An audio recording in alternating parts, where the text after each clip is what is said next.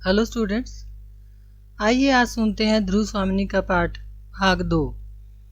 बच्चों, पिछले वीडियो में हमने सुना था कि जो ध्रुव स्वामिनी है वो बड़ी चिंतित थी, दुखी थी, है ना।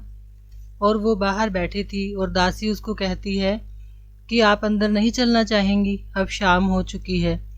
तो ध्रुव स्वामिनी कहती है हाँ चलूँगी, क्यों नहीं, किंतु मेरा नीड़ कहाँ, कि मेरा घर कहाँ है। यह तो स्वर्ण पिंजर है, सोने का पिंजरा है। करुण भाव से उठकर दासी के कंधे पर हाथ रखकर चलने को उद्यत होती है। तो फिर वो बड़ी दुखी सी होती है, लेकिन फिर दासी के कंधे पर हाथ रखती है और चलने को तैयार हो जाती है। नेपथ्य में कोलाहल, यानी पर्दे के पीछे से कुछ आवाजें आती हैं। महादेवी कहाँ हैं, उन्हें कौन बुलाने गई है। ध्रुव स्वामिनी हैं, यह उतावली कैसी। प्रतिहारी प्रवेश करके घबराहट से, भट्टारक इधर आए हैं क्या। भट्टारक मतलब राजा रामगुप्त। तो जो प्रतिहारी है वो पूछता है कि राजा इधर आए हैं। और ध्रुव स्वामिनी आपको पता है कि राजा से तो पहले ही खिन्न रहती है ना। तो देखिए वो क्या कहती है, व्यंग्य से मुस्कुराते हुए, मेरे अंचल में तो छिपे नहीं हैं, देखो किसी कुंज में ढूंढो, भी मेरे आंचल में तो है नहीं।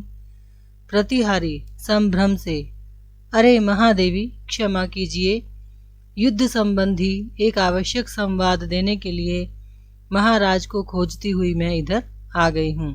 तो वो कहती कि राजा को मैंने एक युद्ध का संदेश देना था। ध्रुव स्वामिनी होंगे कहीं, यहाँ तो नहीं है। उदास भाव से दासी के साथ ध्रुव स्वामिनी का प्रस्थान। दूसरी ओर से खड्गधारिणी का पुनः प्रवेश और कुंज में से अपना उत्तरीय संभालता रामगुप्त निकलकर एक बार प्रतिहारी की ओर और फिर खड्गधारिणी की ओर देखता है। खड्गधारिणी आपको पता है वो पहले वाली दासी थी जो पहले इसके साथ थी, ध्रुव स्वामिनी के साथ, है ना। और उसने कुछ बातें उससे की थी। तो अब जो है वो रामगुप्त भी वहीं कहीं आसपास, जो कुंज मतलब वो जो पेड़ पौधों का झुरमुट सा था, वहां पर छिपा हुआ था। और वो अपना उत्तरीय होता है जो दुपट्टा राजा लोग पहनते हैं, आपको पता है, कंधे पर डालते हैं, दुपट्टा जैसा होता है। तो रामगुप्त जो है वो अपने दुपट्टे को संभालता हुआ आ जाता है और कभी तो वो उस प्रतिहारी की ओर देखता है और कभी खड्गधारिणी की ओर देखता है, ठीक है ना। अब देखिए, प्रतिहारी, जय हो देव, एक चिंताजनक समाचार निवेदन करने के लिए अमात्य ने मुझे भेजा है। तो वो कहती है कि भी मंत्री जो मतलब मैंने आपको पिछले वीडियो में शायद बताया था कि जो शिखर स्वामी है वो अमात्य है, जो एक तरह से दरबार का जो एक मुख्य व्यक्ति होता है, जो जिसको जो सारा मतलब कि राजसी जो कार्य होते हैं उसमें सबसे ज़्यादा योगदान उसका होता है ना।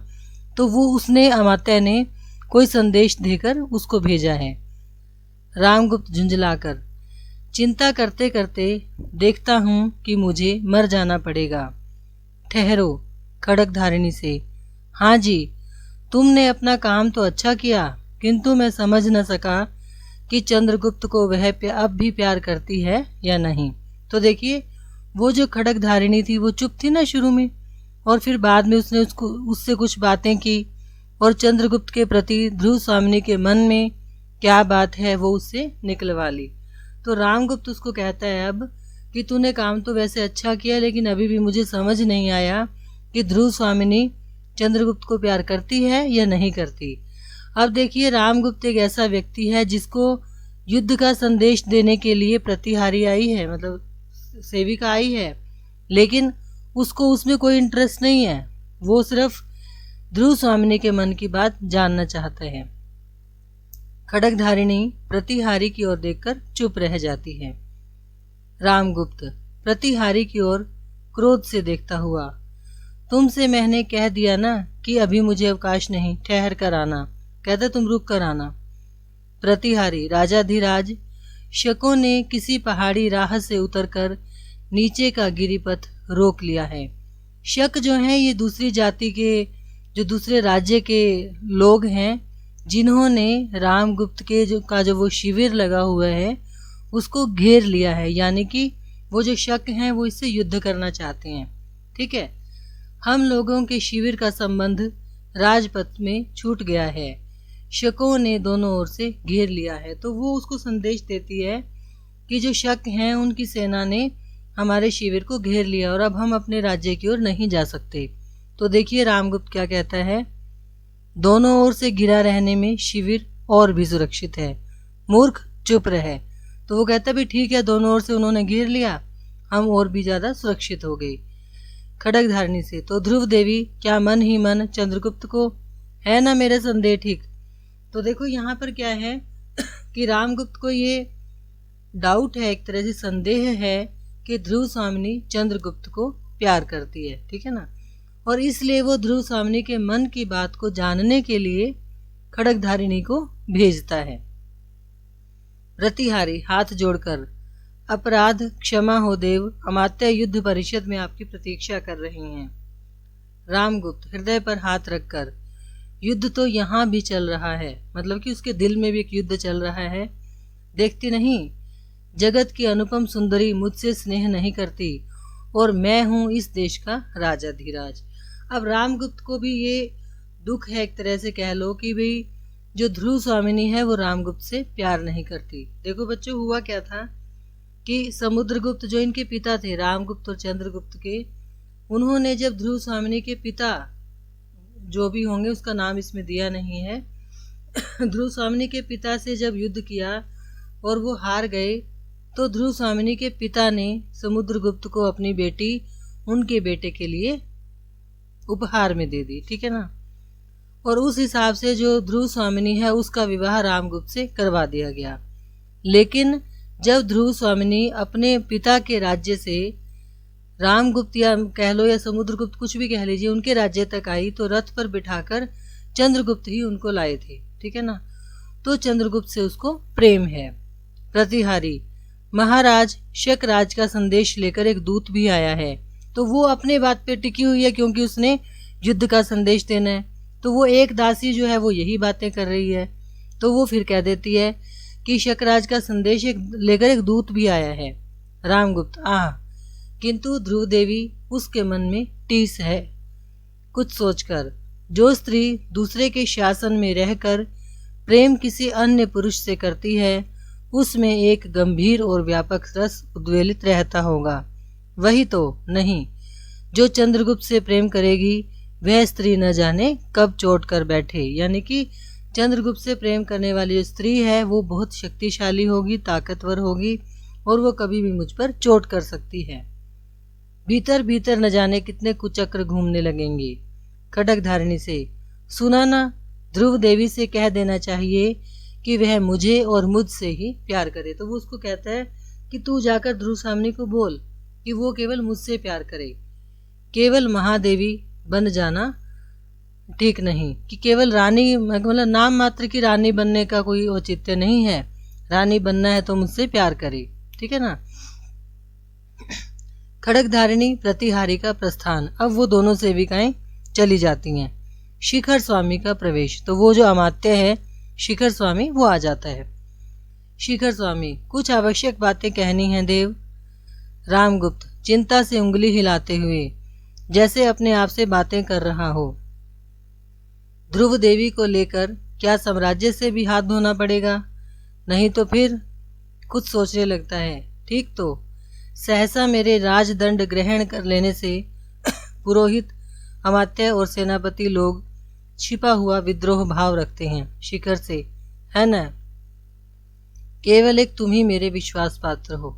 तो रामगुप्त को ऐसा लगता है कि भाई शिखर स्वामी को छोड़कर बाकी के जो लोग हैं उसके दरबार में वो सारे उसके प्रति विद्रोह की भावना रखते हैं, यानी कि उसको पसंद नहीं करते। और वो उसको, क्योंकि रामगुप्त जो राजा बना था, ये भी आपको मैं बता दूं कि रामगुप्त जब राजा बना तो समुद्रगुप्त ने रामगुप्त को राजा नहीं बनाया था। समुद्रगुप्त ने अपने योग्य पुत्र को यानी चंद्रगुप्त को राजा बनाना चाहा था, लेकिन बड़ा पुत्र होने के नाते रामगुप्त ने जो है चंद्रगुप्त से राज्य ले लिया, ठीक है ना। तो इसलिए रामगुप्त को सभी लोग पसंद नहीं करते जो दरबार के लोग हैं, लेकिन जो शिखर स्वामी है वो रामगुप्त की तरफ है, ठीक है। और बाकी के जो लोग हैं वो कहीं ना कहीं इसके प्रति एक विद्रोह का भाव रखते हैं। ठीक है, केवल एक तुम ही मेरे विश्वास पात्र हो, समझा न?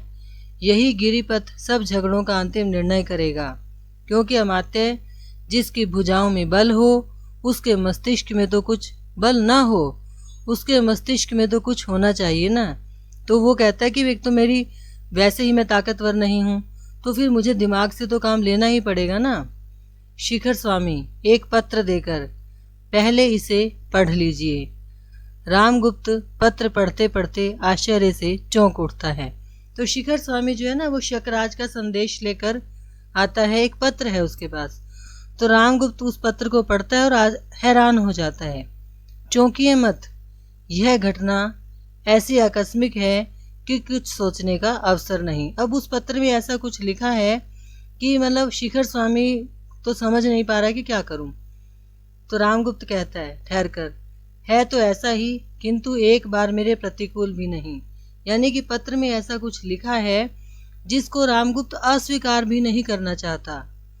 मुझे इसकी संभावना पहले से भी थी। तो वो कहता है कि मुझे थोड़ा आइडिया था, पहले से अंदाजा था कि ऐसा कुछ होगा।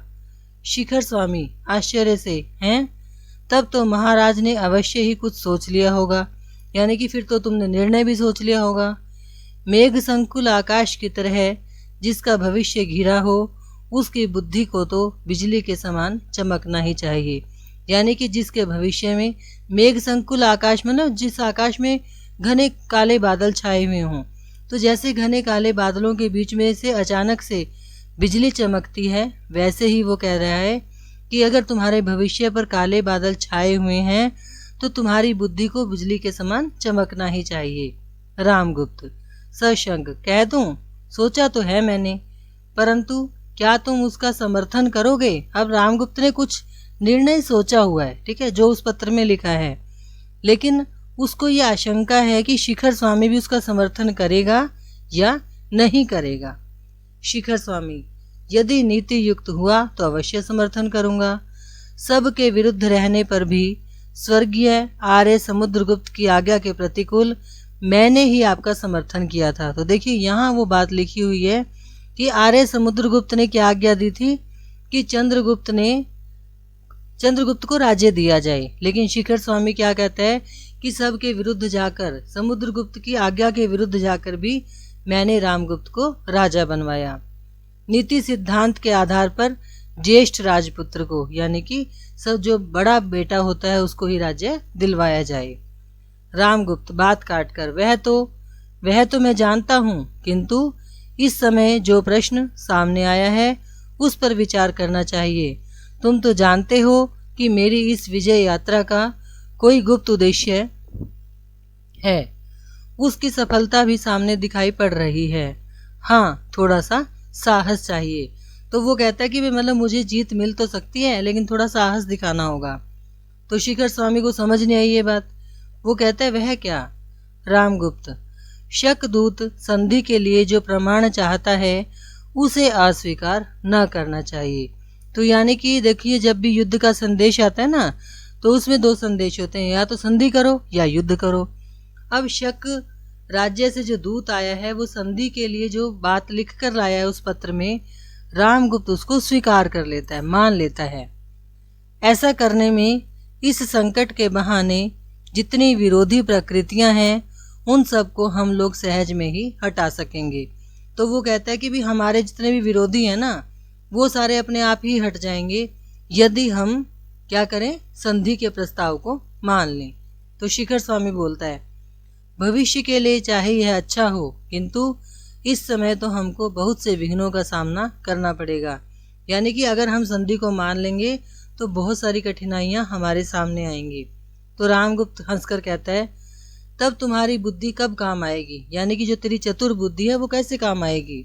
और हाँ, चंद्रगुप्त के मनोभाव का कुछ पता लगा, और फिर देखिए फिर वो घूम फिर कर वहीं आ गया, और वो जानना चाहता है भी चंद्रगुप्त भी ध्रुव स्वामिनी को प्यार करता है या नहीं करता। शिखर स्वामी, कोई नई बात तो नहीं। रामगुप्त, मैं देखता हूं कि मुझे पहले अपने अंतःपुर के ही विद्रोह का दमन करना होगा। तो वो कहता है कि पहले तो मेरे मन में जो हलचल चल रही है, पहले तो मुझे उसी को खत्म करना पड़ेगा। निश्वास लेकर ध्रुव देवी के हृदय में चंद्रगुप्त की आकांक्षा धीरे धीरे जाग रही है। शिखर स्वामी, यह असंभव नहीं, किंतु महाराज अभी आपको दूत से साक्षात करके उपस्थित राजनीति पर ध्यान देना चाहिए। अब रामगुप्त बात कर रहा है कि चंद्रगुप्त के मन में ध्रुव स्वामी के लिए प्यार जाग रहा है। शिखर स्वामी उसको फिर समझाता है कि ये बातें बाद में कर लेना, पहले ये देखो कि हमें युद्ध के बारे में क्या करना है। यह एक विचित्र बात है कि प्रबल पक्ष संधि के लिए संदेश भेजे। तो वो कहता है कि जो राजा जो है वो तो वैसे भी शक्तिशाली है, फिर वो संधि के लिए प्रस्ताव क्यों भेज रहा है।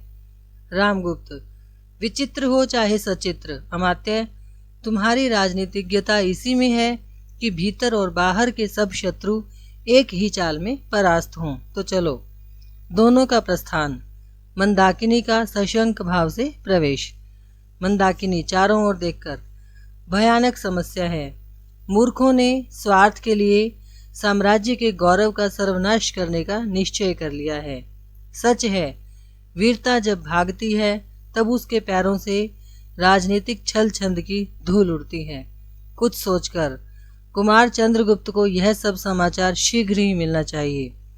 गूंगी के अभिनय में महादेवी के हृदय का आवरण तनिक सा हटा है, किंतु वह थोड़ा सा स्निग्ध भाव भी कुमार के लिए कम महत्व नहीं रखता।